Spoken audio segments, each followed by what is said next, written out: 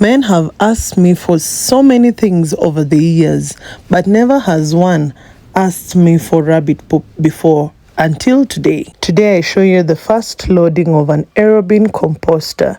I have shown you how to assemble it.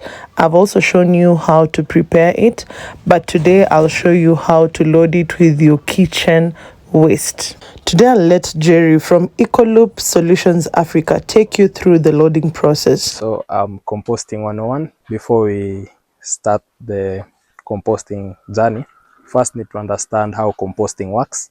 Composting needs 4 elements. It needs carbon, nitrogen, air and moisture. For carbon sources are things like dry leaves, waste cartons, used waste cartons, sawdust, egg tray cartons.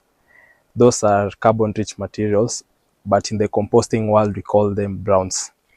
For nitrogen rich materials are things like extra vegetable cuttings from your kitchen, the fruit skins, fruit peels, the coffee grounds, tea bags, tea leaves. That nitrogen rich sources materials, we call them greens in the composting world. Now once you mix your greens and browns, you need the aspect of air and moisture. So in the conventional way of composting, people tend to turn their waste as often. Why? Because it needs to be aerated. So that's why they keep turning it maybe frequently after every 3 days to keep it aerated, and it's a lot of work. They also need to add water to keep it moist. So with the aerobin, two things are already present. It has its own moisture recirculation system, and it has a central aeration lung, which I'll show you later how it works. Helps to circulate air inside with no power, no electricity. Roughly chop your organic waste.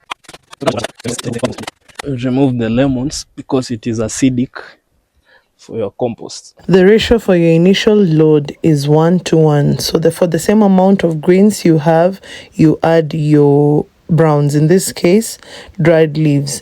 Then you mix them really well, making sure that it has uniform mixing all round. And now it's time to bring in the rabbit droppings. I want to kickstart the composting process. It's like when you are making yogurt, you take culture and put in fresh milk and it becomes yogurt, right? So that's what we want to do here. Put some manure and sterilized manure, spread it thinly on top of the dry leaves that we had created, the cushion that we had created. From the top, you open the lid, you hook it on the side. You now take your pre-mixed greens and browns, just spread around.